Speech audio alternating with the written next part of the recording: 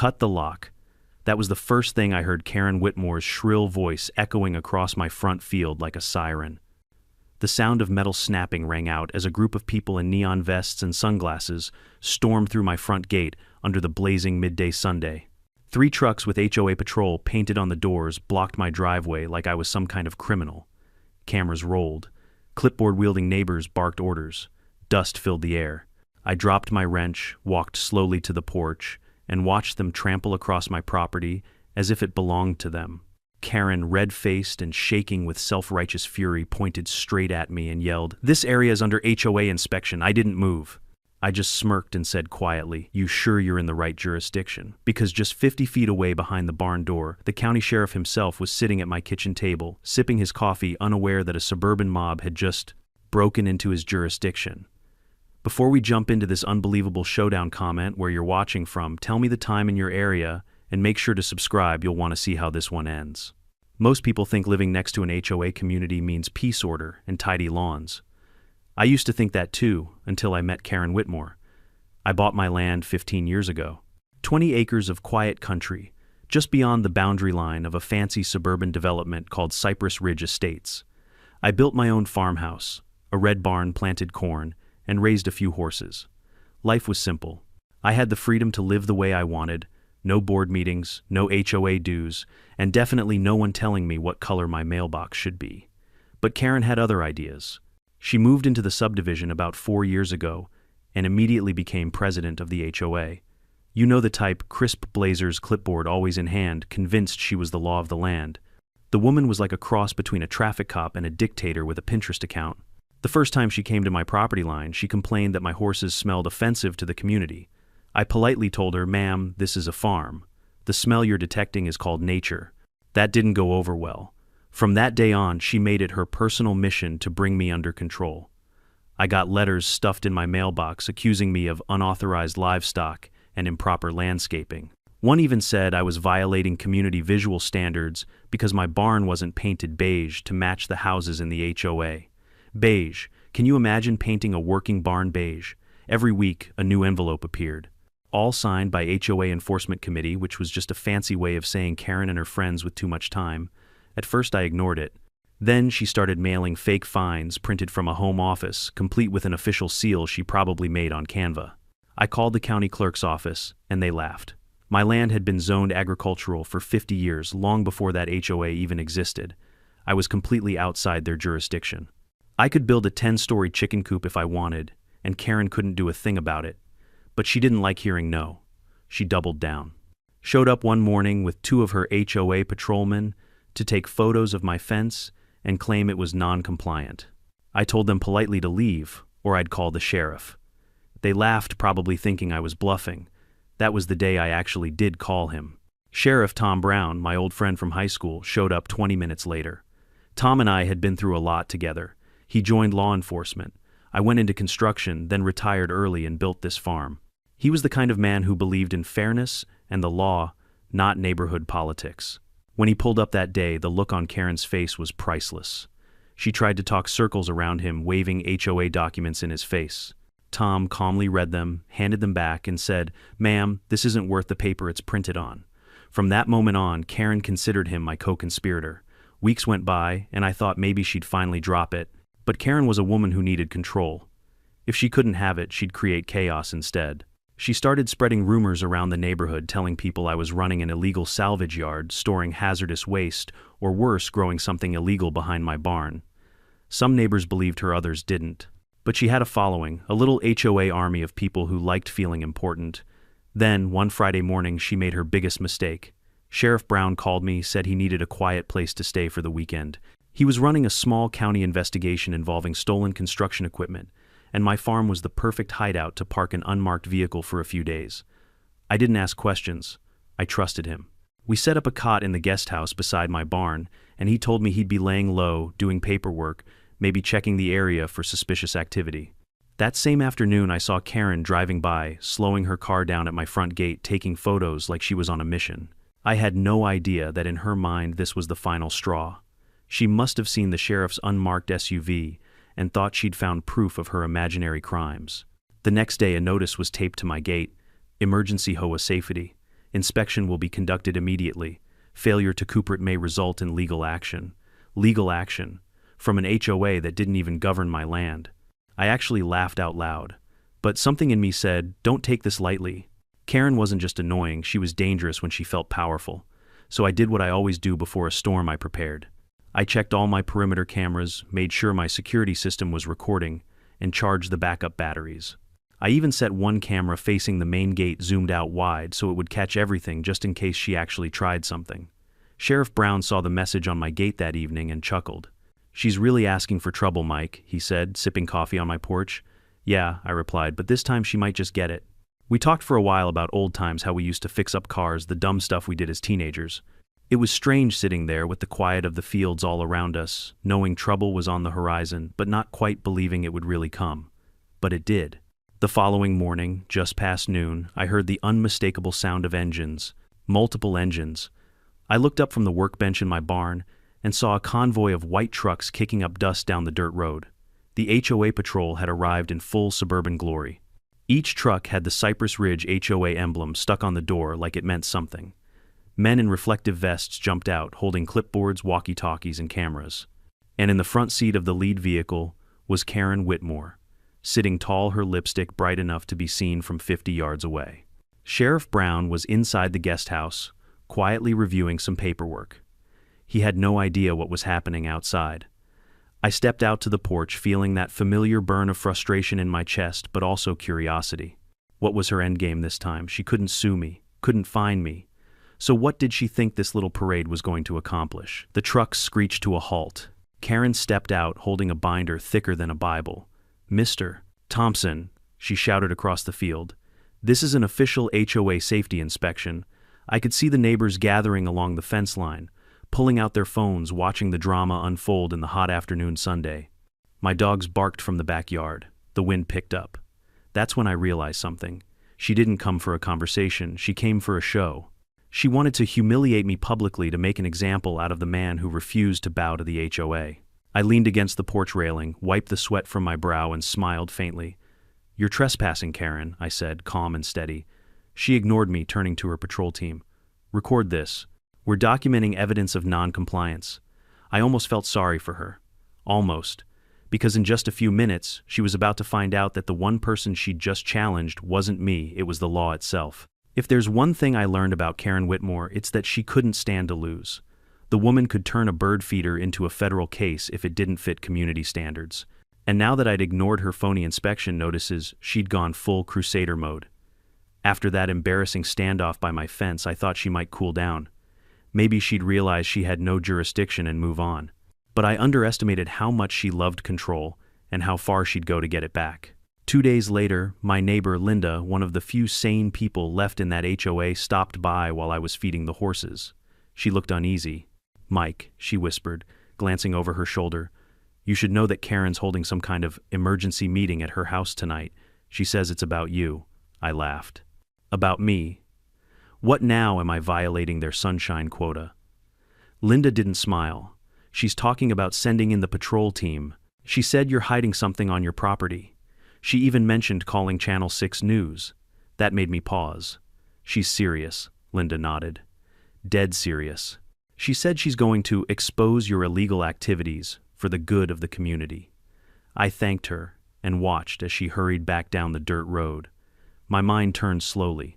I wasn't too worried. HOA patrols weren't law enforcement, they were just a bunch of retirees in polos pretending to be special agents. But the problem wasn't their power, it was their arrogance. They genuinely believed they were doing something righteous. And a mob with a cause, even a stupid one, can get dangerous fast. That evening, the sun dipped low over the fields. I poured myself a cup of coffee and sat on the porch swing, thinking. Through the trees, I could faintly hear laughter and voices coming from the direction of Karen's house. She was probably standing there in her living room, waving around fake documents and getting everyone riled up. I imagined her speech. "If the county won't act, we will. We're the protectors of this community. We can't let this outsider ignore our rules." And they'd all clap, cheering like she'd just declared independence from the United States.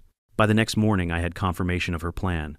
A local delivery guy who'd seen me often stopped by with a package and said, "Hey, you got some kind of HOA army loading up trucks this morning. Looked like they were headed your way." I smiled. "Perfect." He frowned. Perfect, yeah, I said, sipping my coffee. They're about to learn a lesson in boundaries. Because what Karen didn't know was that Sheriff Brown, still staying in my guest house, had told me earlier that week he was investigating a money laundering operation connected to a certain HOA treasurer. The case was confidential, but he needed a quiet spot to stay while tracking some suspicious transactions. When I mentioned the HOA next door, he raised an eyebrow. Cypress Ridge Estates, yeah, I said. You know them, he smirked. Let's just say their treasurer's name came up in a few reports. But don't worry, Mike, I'm just keeping an eye on things.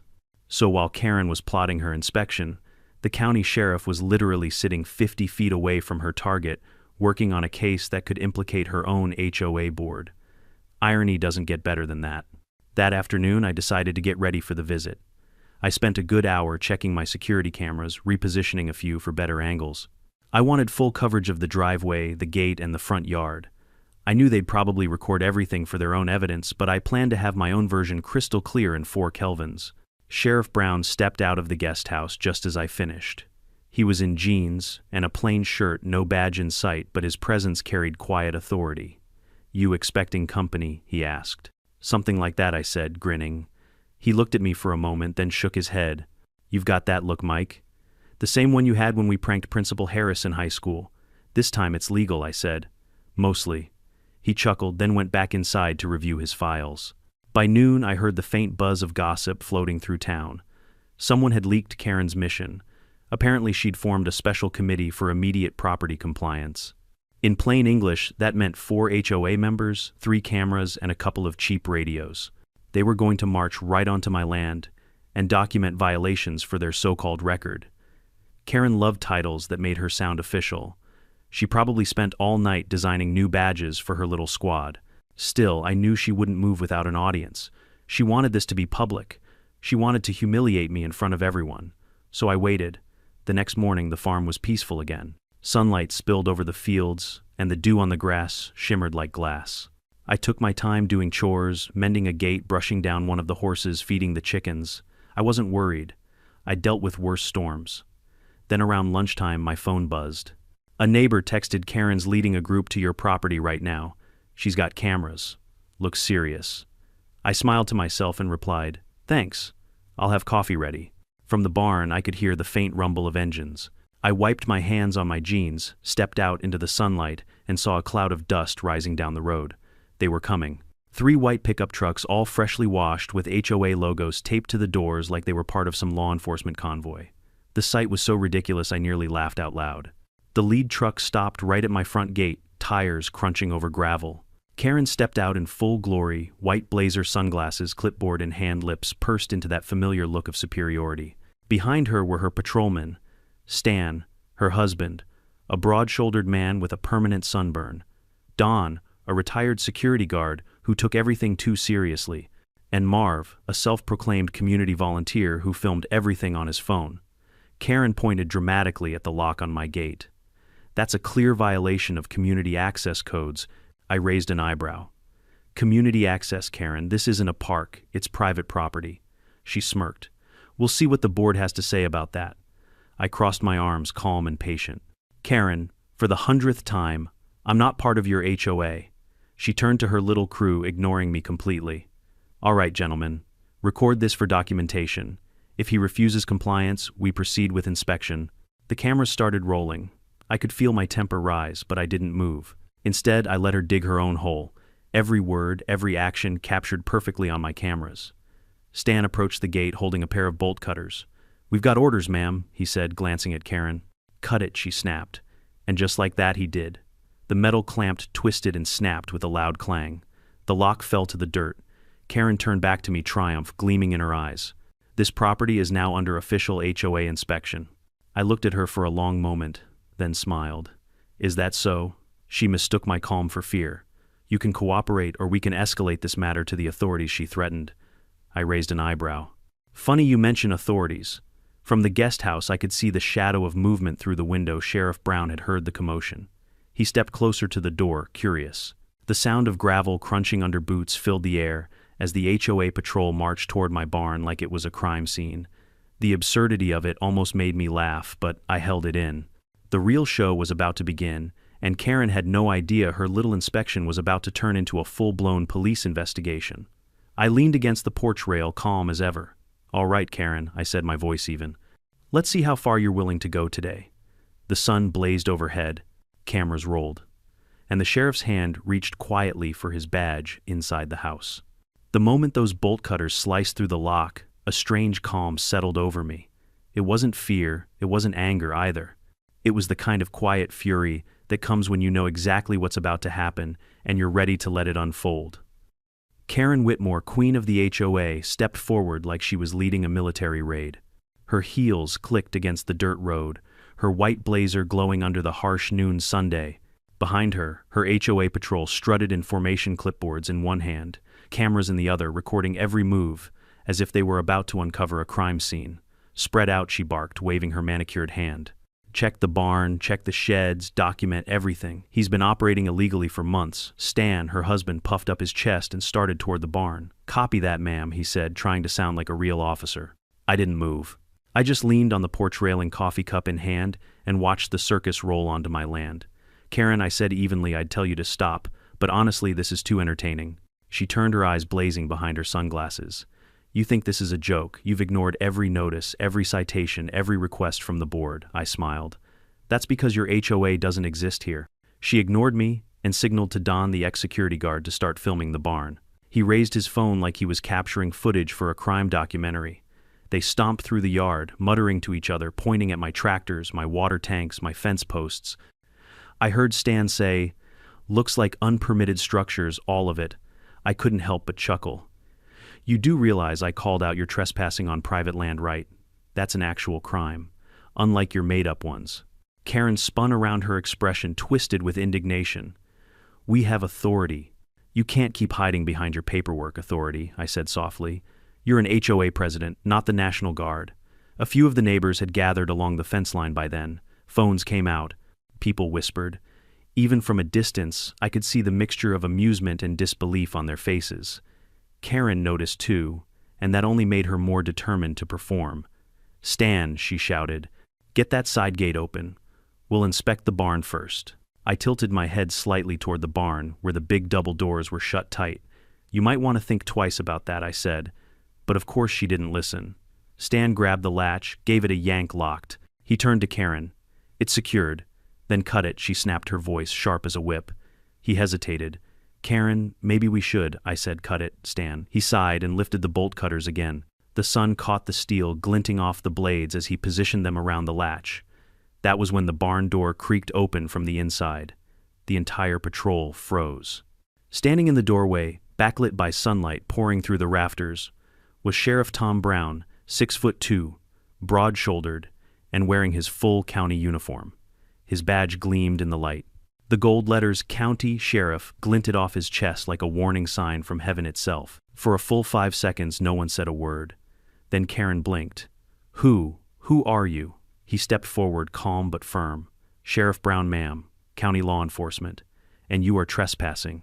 Karen's face went pale. "Trespassing?" No, we're conducting an inspection." Brown raised an eyebrow. "Inspection? Under what authority?" she stammered.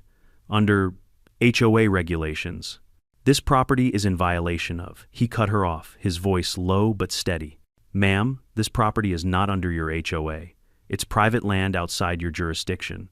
You and your associates have forcibly entered without permission, damaged private property, and disrupted the peace.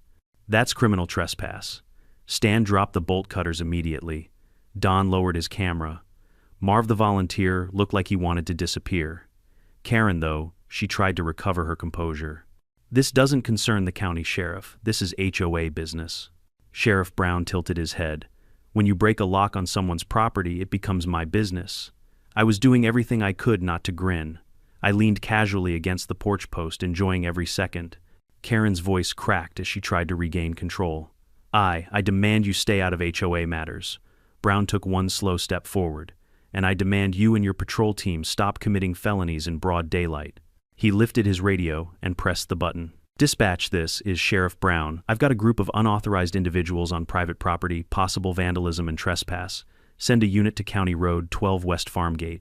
The color drained completely from Karen's face. "You're calling for backup for us," Ma'am Brown said, looking her dead in the eye. "You broke into someone's land with bolt cutters. What did you think was going to happen, a ribbon-cutting ceremony?" A ripple of laughter broke out among the neighbors behind the fence. I saw a few people holding up their phones, capturing every second. The mighty HOA patrol cornered on camera under the bright afternoon sun by the very law they thought they controlled. Karen's voice wavered. "This is ridiculous. We're just protecting our community." Brown nodded slowly. "And I'm protecting mine." The silence that followed was heavy, the kind that presses against your chest. Even the wind had gone still. Then in the distance came the faint sound of sirens. Karen's head snapped toward the road. 2 black and white county cruisers were speeding down the gravel lane, kicking up dust. The deputies stepped out as they arrived, one hand on their belts, their expressions serious. Brown gestured toward the group. "Gentlemen, these fine folks decided to take the law into their own hands." One deputy walked up to Stan and said, "Sir, do you have any identification?" Stan's hands were shaking as he fumbled for his wallet. "We were just following orders." "Whose orders?" Stan hesitated, then looked at his wife. Karen didn't answer. I could see the sweat trickling down her neck as she realized her perfect plan was unraveling in front of an audience and in front of the law. Brown turned to me. "You all right, Mike?" I nodded. "Never better, Sheriff." "I was just enjoying the entertainment," he smirked. "Figured you might be." Then he turned back to Karen. "Ma'am, I'm going to need you and your patrol to stay put while we take your statements." Karen's composure finally cracked. "This is harassment. You can't detain us. I'll have you reported." Brown raised a brow. "To who? The HOA board." That broke whatever control she had left. "You're making a mistake, Sheriff. I'll sue you and him and the county," she screamed, pointing at both of us. Brown didn't even blink. "You're welcome to try. But first you're going to explain why you thought it was acceptable to force entry onto private land without a warrant." The deputies began separating the group, taking photos of the broken lock and the tire tracks. One officer was reading Karen her rights before she even realized it. Stan, poor guy, just muttered, "I told her this was a bad idea." I leaned closer and said softly, "Next time, listen to your husband, Karen." She glared at me, eyes burning, but she didn't say another word. For once, the great Karen Whitmore had no script to follow. As the deputies collected evidence, Sheriff Brown walked over to me and handed back my broken lock. "Guess you'll need a new one," he said. I smiled. "Nah, Sheriff, that one's worth keeping. Souvenir." He laughed quietly. "Fair enough." We both stood there for a moment, watching as the HOA patrol sat on the grass under police supervision, their fake badges and clipboards confiscated. The neighbors whispered behind the fence, recording, posting, gossiping. Karen had wanted an audience, and she got one. Just not the kind she expected. The sirens faded. The heat shimmered off the road. And for the first time in months, my farm felt peaceful again. I looked over at Brown, who was scribbling notes in his pad. "You know, I said you couldn't have timed that better." He smiled. "Sometimes justice has good timing." I nodded toward Karen, still fuming under the watchful eyes of the deputies. "You think this'll finally shut her down?" He glanced at her and said quietly, "No. But it's about to get a lot worse for her, and not for the reason she thinks." I raised an eyebrow, curious. "What do you mean?" Brown gave me a knowing look. "Let's just say this isn't only about trespassing." I didn't know it then, but that was the start of a much deeper storm, one that would blow the lid off Karen's little empire. And this time, daylight wouldn't hide a thing. If there's one thing I'll never forget, it's the look on Karen's face when she realized who she had just ordered her patrol team to confront. The moment Sheriff Brown stepped out of my barn in full uniform, her bravado collapsed faster than a folding chair in a hurricane. She froze, one heel still planted in the dirt, one hand clutching her clipboard like it was a shield. The bright afternoon sun hit the sheriff's gold badge, throwing a blinding flash across the yard. The air went dead quiet. The HOA patrol stood motionless, like kids caught sneaking cookies from the jar, except this time, the jar belonged to the law. After noon, the sheriff said, his voice calm but heavy, like a man who'd seen this kind of nonsense too many times. "Mind telling me what you're doing on private land?" Karen blinked rapidly. "Private land." He gestured around us at the fences, the crops, the barn, the farmhouse. "Yes, ma'am. This land, the one you just broke into." Stan took a step back. Marv, the guy with the camera, quietly turned it off. Only Karen still stood her ground, though her face had gone several shades paler. "This property," she said, her voice trembling but defiant, "is within the community boundary lines of Cypress Ridge Estates. That gives our HOA jurisdiction under our bylaws." Sheriff Brown's eyebrows lifted just slightly. Ma'am, your bylaws don't mean a thing once you cross that fence. That there, he pointed at my wooden post with the county seal, marks the end of your jurisdiction. Everything beyond that is unincorporated county land, which means the only law that applies here is mine. Karen's jaw clenched. I've contacted the county office about this before. Then you should already know the answer, he cut in, his voice sharper now. You've been warned more than once to stay off Mr. Thompson's property. She swallowed hard, but her pride wouldn't let her back down. With all due respect, Sheriff, we're just here to ensure community safety. There have been reports of illegal construction and unregistered vehicles on this property. Reports, he repeated, his tone dipping. From who? You? Karen hesitated. Well, yes, as the HOA president, it's my duty to investigate. Brown's eyes narrowed. Investigate? You mean trespass, damage private property, and harass a county resident? A couple of the neighbors watching from across the fence snickered. Someone muttered, she's done for. Karen puffed up her chest, still trying to save face. You don't understand, Sheriff. This man has been disrespectful to the HOA for months. He's endangered the harmony of the neighborhood. I almost spit out my coffee laughing. Harmony? You mean the constant threats, fake fines, and letters in my mailbox? She shot me a glare so venomous it could have curdled milk. You've mocked the rules that keep this community safe. Brown raised a hand, stopping her mid-sentence. Ma'am, I'll make this simple. You and your patrol team are in violation of several county laws, destruction of property, trespassing, and possible harassment. I strongly suggest you cooperate before this gets ugly. Stan nervously raised his hand. Sheriff, sir, I told her this wasn't a good idea. Karen spun on him. Stanley, not now. He flinched, muttering something under his breath about sleeping on the couch for a week. Brown sighed. All right, let's make this official. He reached for his radio. Dispatch, this is Sheriff Brown at the Thompson farm. Send 2 units for assistance. We've got a group of unauthorized individuals attempting to conduct an illegal inspection on private property. The color drained from Karen's face. You're calling backup for what were just volunteers. Volunteers who broke into private land, he said. That's still a crime, last I checked. Her voice went shrill. This is a misunderstanding. You can't arrest us for trying to help the community. Brown gave her a cold, level stare. Ma'am, I can arrest you for exactly what you did, breaking and entering destruction of property and impersonating an officer, if you don't drop the Patrol Act right now. That last line hit her like a bullet. Impers what we're not impersonating, he gestured at the men behind her. Reflective vests, radios, badges that say security enforcement vehicles labeled patrol. What does that look like to you, Don? The ex-security guard immediately tore off his vest and mumbled, I'm not with them. Marv dropped his clipboard like it was radioactive. Karen looked around and realized she was suddenly standing alone in her crusade. Her voice cracked, but she still tried to sound authoritative. This isn't over. I'll speak to my attorney, Good Brown said calmly. You'll need one. At that moment, the faint sound of sirens drifted through the warm afternoon air. Within minutes, 2 county cruisers pulled up, lights flashing red and blue against the golden fields. Deputies stepped out, hands resting on their belts, expressions professional but mildly amused. They could already tell this was going to be one for the books. Afternoon, Sheriff, one of them said. What's the situation? Brown nodded toward Karen. Group of self-declared HOA enforcers decided to break into Mr. Thompson's property, damaged the lock, trespassed, and attempted to conduct an unauthorized search. One deputy looked at Karen, who immediately put on her sweetest fake smile. Oh, it's all just a misunderstanding, officer. We're only ensuring compliance. The deputy smiled politely. Compliance with what, ma'am? She faltered. With community standards. The second deputy smirked. Community standards don't overrule county law, Stan muttered. Told you. Karen's composure cracked again. You can't treat us like criminals. I'm the HOA president, and I'm the sheriff, Brown said. Rank still matters in this county. The deputies began taking statements, snapping photos of the broken gate, and noting the witnesses standing nearby. One neighbor shouted from behind the fence, Hey Karen, is this part of the inspection package we pay for? A ripple of laughter spread through the crowd. Karen's cheeks turned bright red. She crossed her arms, standing rigid, as a statue, refusing to speak further.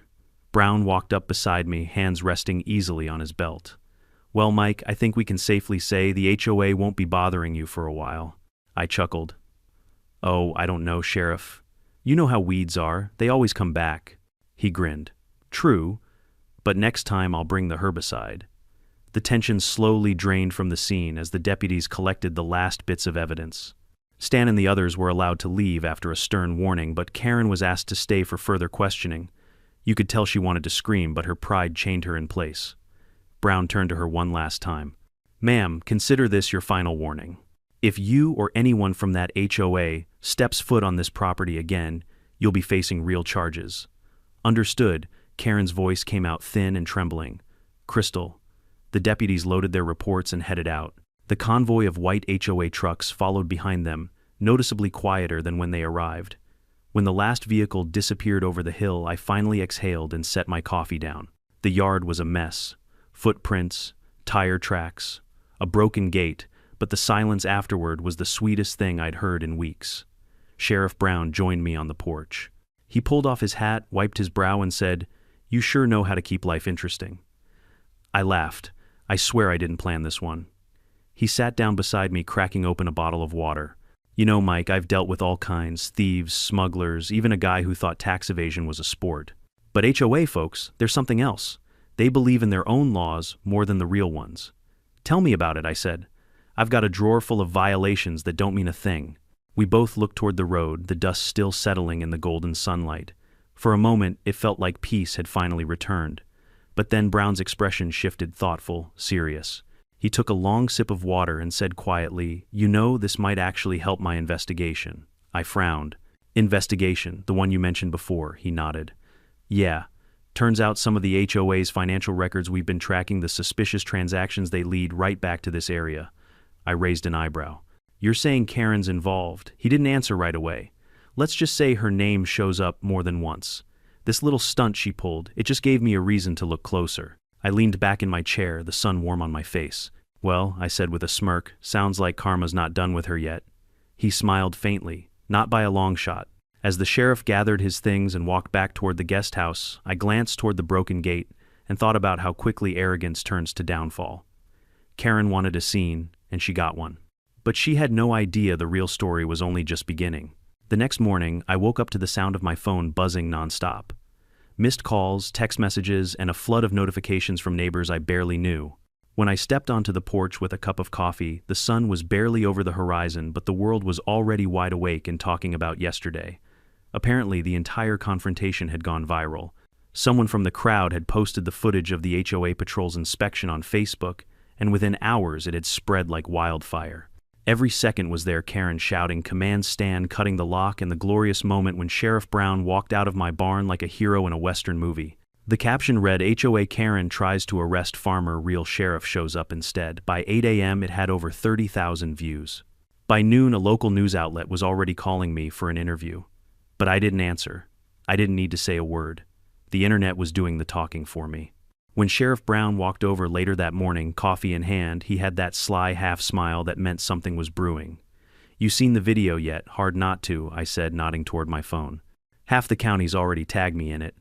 He chuckled. "Karen's not taking it well. She called my office this morning claiming she was illegally ambushed on camera. Then she threatened to file a complaint with the county commissioner." I raised an eyebrow. "Let me guess." The commissioner laughed. "Pretty much," he said. "But it's not over yet. She's doubling down. Wants a full internal review of the sheriff's department." I took a sip of coffee. "She really doesn't know when to quit." Brown nodded. "Nope, and I think her stubbornness just might expose something bigger." He pulled a folded document from his jacket pocket and handed it to me. This came in late last night. Preliminary audit report from the county finance team. Turns out the HOA's been moving large amounts of money into a community improvement fund, but that account doesn't actually exist. I unfolded the paper. "You're saying they're laundering money," he nodded, "through shell donations and fake landscaping contracts. The treasurer signed off on most of it. And guess whose signature's on the authorization forms?" I looked down and there it was. Karen Whitmore. My jaw tightened. So all this time she's been screaming about community rules while she's robbing her own neighbors blind. "Looks that way," Brown said. "And that little show she pulled here, it's going to make my next warrant a whole lot easier." I couldn't help but grin. "You're saying her ego just helped build your case?" "Exactly," he tapped the paper. "We just need one more thing, confirmation of how those funds were transferred. The treasurer's phone records the HOA's bank logs and the internal email chain. If we can prove intent, she's done." I looked out across my field, watching the sun break through the mist. "So what do you need from me? Just do what you do best," he said. "Stay calm. She's not finished making a fool of herself yet." He wasn't wrong. By that afternoon, Karen was back on the HOA's social media page posting a long, self-righteous statement. Yesterday's incident was a result of gross miscommunication. The HOA patrol acted in good faith to ensure community safety. The so-called sheriff's interference was unnecessary and politically motivated. Below that, she added another gem. We stand by our actions and will continue protecting this community against non-compliant individuals who threaten its harmony. The comments section was a war zone. Half the people mocked her, posting memes of her face next to police cars. Others tried defending her, claiming I staged the incident. Someone even made a parody account called HOA Justice League. But what Karen didn't realize was that her words were now evidence. Sheriff Brown screenshot everything and quietly passed it along to the county prosecutor. Later that evening, as I was fixing the broken gate, a car pulled up to my driveway. It was Stan, Karen's husband. He looked different. No swagger, no superiority. Just tired eyes and slumped shoulders. He stepped out holding a paper bag. "Peace offering," he said quietly, handing it to me. Inside were a dozen homemade biscuits. I chuckled. "Stan, I didn't peg you for a baker." He smiled faintly. "They're Karen's recipe. Figured I might as well make use of something she's good at." I raised an eyebrow.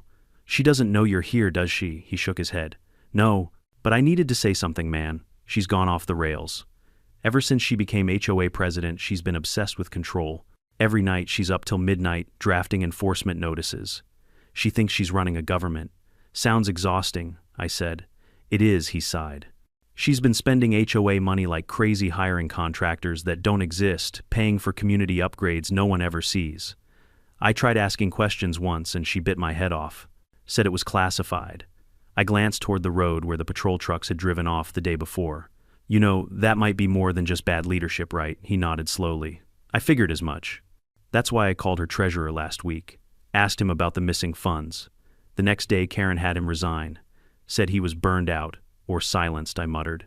Stan hesitated, then looked me in the eye. "I know she's my wife, but if the sheriff needs proof, I can give it to him. I've got copies of her emails, bank receipts, the whole thing. She keeps everything on a flash drive, thinks she's too smart to get caught." I stared at him. "You serious? Dead serious? She doesn't even know I made backups. I just want this to stop." I called Brown immediately. Within 20 minutes, an unmarked county car pulled up. Stan handed the sheriff a small flash drive, no bigger than a thumb, and gave a brief statement. "This'll do it," Brown said, pocketing the drive. "With this, we've got her dead to rights." Stan just nodded. "I'll pack my bags tonight. She's not going to take this well." He left quietly, his tires crunching against the gravel as the sun dipped behind the hills. That night the farm was peaceful again. Crickets sang, and the soft glow of the porch light reflected off my coffee mug. But beneath that calm, I knew something big was coming. Karen wasn't the type to go down without a scene. And I was right. The next morning I woke to the sound of tires screeching. A black SUV was parked outside my gate, Karen's. She stormed out in yoga pants and a hoodie, hair, wild eyes blazing. "You think you've won, Mike," she shouted. "You think you can humiliate me and get away with it." I stayed on the porch, arms crossed. "Karen, I told you yesterday this isn't your jurisdiction." "You don't understand," she screamed. "You've ruined my reputation. My own husband betrayed me because of you," I frowned. "You did that all by yourself." Before she could answer, another vehicle pulled up, the same unmarked county car. Sheriff Brown stepped out, followed by 2 deputies. Karen froze mid-sentence. "Oh no. You're not doing this here, Karen Whitmore," Brown said calmly. "You're under investigation for financial misconduct, embezzlement of HOA funds, and obstruction of justice." Her mouth opened, but no sound came out. "You have the right to remain silent," the deputy began, as he gently took her by the arm. Neighbors gathered again along the fence line, phones raised. Karen twisted, trying to pull away. "This is harassment. I'll sue all of you." Brown shook his head. "Ma'am, you've already sued yourself." As they led her to the car, the once mighty HOA president was silent. The only sound was the soft click of handcuffs. I stood there watching the morning breeze rustling through the trees. For the first time in a long while, I felt something I hadn't felt in months: relief. Brown looked over at me, his expression a mix of exhaustion and satisfaction. "Well, Mike, looks like justice finally caught up with her." I smiled faintly. "It usually does. It just takes the scenic route sometimes." He chuckled, putting his hat back on. "You'd be surprised how often it finds its way through people like you, stubborn, calm, and just crazy enough to record everything. The SUV pulled away, disappearing down the dusty road. The crowd dispersed. And for the first time since Karen moved into Cypress Ridge, the air finally felt clean. But little did I know this story wasn't quite over yet, because the more they dug into Karen's accounts, the more they'd discover that her HOA empire was hiding something much bigger than anyone expected. You'd think that with Karen in handcuffs that would have been the end of it, the perfect ending to a ridiculous HOA saga. But as Sheriff Brown said that morning while watching her SUV disappear in a cloud of dust, some people build their own downfall, but Karen built an empire of it. 2 days after the arrest, I was back to my normal routine. The farm was peaceful again, no HOA trucks, no shouting, no drama. I fixed the gate one more time, repainted the lock post, and almost convinced myself life had gone back to normal. Then around noon, a black sedan pulled up. Out stepped Sheriff Brown, his deputy, and a woman in a dark suit carrying a briefcase. She looked like the type who could end careers with a single signature. "Morning," Mike Brown greeted. "Hope you don't mind us dropping by." "Not at all," I said. "What's going on?" Karen trying to soothe the clouds this time. He smiled faintly but didn't laugh. "Not quite. We need to talk about something we found in the investigation." The woman opened her briefcase, pulling out several sheets of printed spreadsheets, stamped and highlighted. "I'm Special Agent Leah Parker with the State Financial Crimes Division," she said smoothly. "Sheriff Brown mentioned you've been cooperative. I wanted to thank you for helping us expose what's now officially being treated as a multi-county fraud operation." I blinked. "Multi-county," she nodded. "Turns out your HOA wasn't just mismanaging a few dollars. They were laundering large sums through fake neighborhood associations, multiple ones across the state. Cypress Ridge was the hub." Brown chimed in. "Karen wasn't working alone, Mike. She was the face, the enforcer, but there's a network behind her. Developers, fake maintenance contractors, even a few county officials turning a blind eye. She made enemies higher up than she realized." I felt my stomach tighten. "And she had the nerve to send people onto my land," Agent Parker smiled grimly. "That's what arrogant people do when they think they're untouchable." Brown leaned on the fence post beside me. "The footage you got her leading that illegal patrol, shouting about authority in front of half the neighborhood, that was gold. The prosecutor said it's one of the best pieces of evidence they've ever had to show abuse of power and intent." "So what happens now?" I asked. Now Parker said we build the full case. We've already frozen HOA accounts. Stan handed over her flash drives. They're loaded with incriminating stuff. Meeting minutes, secret payments, even emails, coordinating compliance checks that were really just intimidation tactics. I rubbed my chin. "Sounds like she ran her HOA like a mob." "Pretty much," Brown said. "And you were her first target that didn't fold." I sighed. "Figures." Parker closed her briefcase. "Sheriff, if you're done here, I'll head back to the station. The task force meets at 3. She turned to me. "Thank you again, Mr. Thompson. You may have saved a lot more people than you realize." When she left, Brown stayed behind. He looked tired. Not the kind of tired that comes from lack of sleep, but the kind that comes from seeing too much stupidity in one lifetime. He leaned against the porch railing. "You know, I think Karen really believed she was doing something noble. That's the scary part. She thought her HOA badge gave her divine authority." I nodded. "That's what happens when power doesn't have limits. You start believing your own lies." He smiled. "That's why I like you, Mike. You don't take anyone's nonsense. Keeps me grounded." We talked for a bit longer about crops, the weather, the investigation. Before he left, he looked toward the house where Karen used to live. "She's out on bail," he said.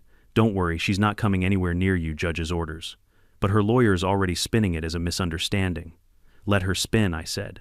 "The truth doesn't need a PR team."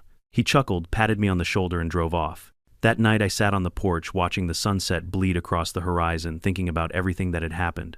I wasn't one to gloat, but there was a quiet satisfaction in knowing justice wasn't blind after all. It was just patient. I thought about Karen's downfall. She'd built her HOA kingdom on intimidation, control, and money.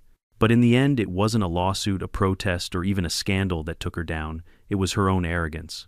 A week later, the full story hit the local news. HOA president arrested in multi-million-dollar fraud scheme.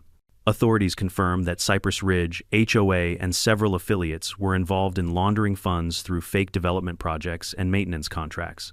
The operation allegedly funneled hundreds of thousands in resident dues into personal accounts managed by HOA executives.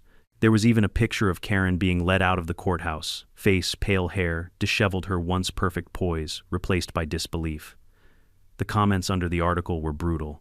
I knew she was sketchy. She once fined me for having a blue mailbox. Finally, Karma HOA edition. I laughed so hard I nearly spilled my coffee, but the real twist came 2 days later. Sheriff Brown called me early in the morning. "Mike," he said, "you're not going to believe this, but your name came up in the investigation." I froze. "My name, don't worry," he said quickly, "you're not in trouble.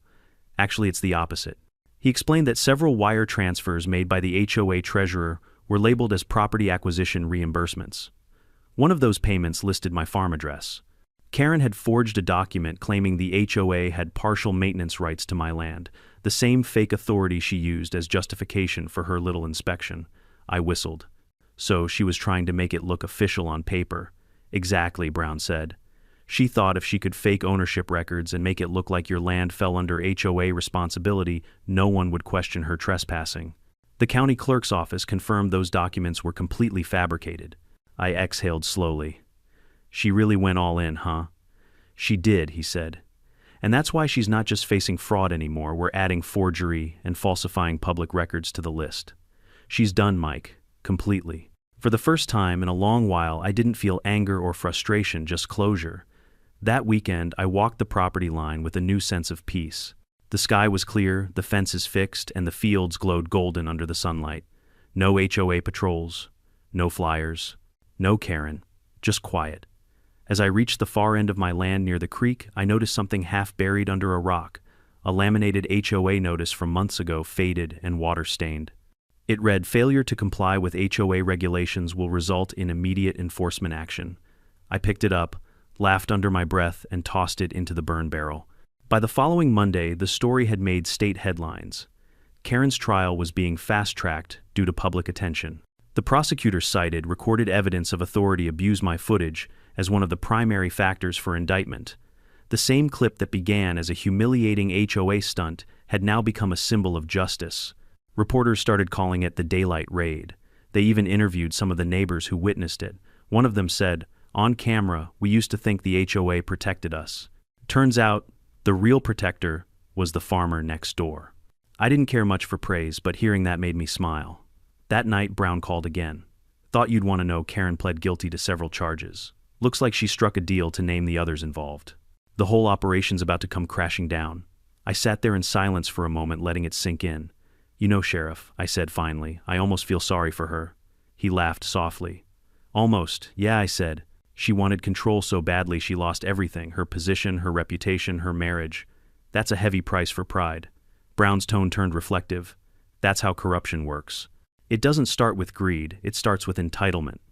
He was right. The next morning, the sunrise painted the fields in gold.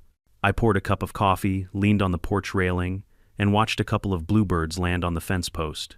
The quiet hum of life returned, no sirens, no shouting, just peace. And somewhere out there behind county jail walls, Karen Whitmore was finally learning that power without accountability always ends the same way, in silence. It's been 3 months since the daylight raid, and life on the farm has never been quieter.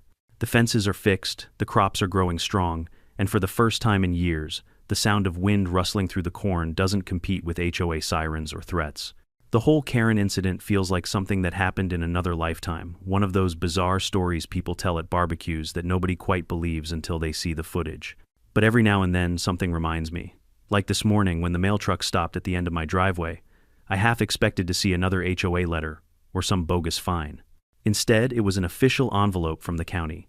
Inside was a neatly typed notice confirming the dissolution of Cypress Ridge Estates Homeowners Association, signed and sealed by the county clerk. The HOA was gone. Officially. Permanently. I stood there for a moment, reading it twice, then a third time before laughing out loud. The woman who once bragged she ran the whole community had managed to destroy the entire organization from the inside out. Irony really is poetic. That same afternoon, Sheriff Brown dropped by one last time. He stepped out of his cruiser carrying 2 cups of coffee and a familiar grin.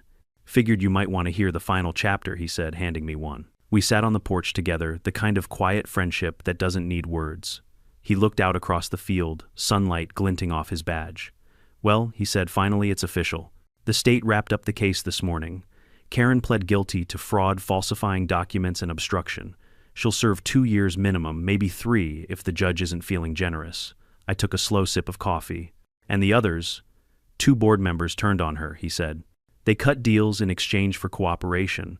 The treasurer's already facing sentencing too." Turns out the HOA wasn't just laundering money. They were funneling resident dues into personal accounts for consulting fees. I whistled softly. So the HOA was basically a piggy bank. Exactly. And the kicker, most of those so-called community improvements, the new benches, landscaping, speed bumps, they never even existed. Just fake invoices. I shook my head. And she still thought she was the good guy. Brown leaned back in his chair. That's what makes people like her dangerous. They convince themselves they're righteous. Doesn't matter how wrong they are, they always think they're saving the world while stepping on everyone else. I stared out toward the horizon where the fields shimmered under the Sunday. She came after me because I wouldn't bend. Because she couldn't stand someone she couldn't control. Yeah, he said. And that's why you beat her. You never fought her with anger, you just stood your ground. Calm, steady. People like that crumble when they realize intimidation doesn't work. We sat in silence for a moment. The air was warm, the cicadas loud in the distance. You know, Brown said after a while you became something of a legend around here. I laughed. A legend for what, locking my gate, he chuckled. For standing up to an HOA tyrant with nothing but a cup of coffee and a camera. Folks around town started calling you the farmer who beat the HOA. Even the county clerk mentioned it at the diner last week. Well, I said, grinning, I guess that's better than the guy who got fined for his fence. We both laughed. When he left later that afternoon, I watched his cruiser disappear down the road. The same road where Karen's HOA trucks once parked. The same one where she'd shouted about community safety. Now it was quiet, peaceful, free. A few days later, I attended the new community meeting at the town hall. Not because I had to, my land was still independent, but because the new residents had asked me to come. The HOA had been replaced with a voluntary neighborhood committee, one that actually listened to people instead of ruling over them. When I walked in, the room went silent for a second, then everyone smiled. A man I'd seen before, one of the neighbors who'd filmed the raid, stood and said, "Mike, we just wanted to say thank you. You taught us a lesson none of us will forget." I shook my head modestly. All I did was keep my lock closed. He laughed. "No, you did more than that. You showed us what happens when people stop questioning authority. You reminded us that rules only mean something when they're fair." That hit me harder than I expected. We spent the next hour talking about real improvements, fixing the park swing, helping the elderly couple at the end of the road repaint their fence, hosting monthly gatherings. It was community in the truest sense, without power trips or paperwork. As the meeting ended, one of the new board members, Linda, my neighbor who'd warned me months ago, handed me a framed photo. It was a still image from the viral video, Karen screaming at the gate while the sheriff stepped out of the barn hand on his badge. Beneath it, someone had added a caption in bold letters, "Respect boundaries." I laughed until my eyes watered. "You all are terrible," I said, wiping a tear. Maybe Linda said, "But you earned it." When I got home that night, I hung the photo in my barn right above the workbench. Every time I see it, I'm reminded of just how far arrogance can go and how far patience can take you. In the months since my life's gone back to its rhythm, the fields are greener, the animals calmer, and the quiet feels different now. It's not just silence, it's earned peace. Sometimes I still think about Karen. I wonder if in that gray cell, with no audience, no clipboard, and no control, she finally realized what she'd done. Maybe she did, maybe not. But either way, I learned something she never did. Power doesn't come from titles or rules. It comes from doing what's right, even when it's inconvenient. It comes from knowing where your boundaries are and defending them with integrity, not ego. And maybe, just maybe, it comes from keeping your sense of humor when chaos shows up at your gate with a clipboard. You see, folks, life will always have its Karens. The people who think authority gives them the right to step over others.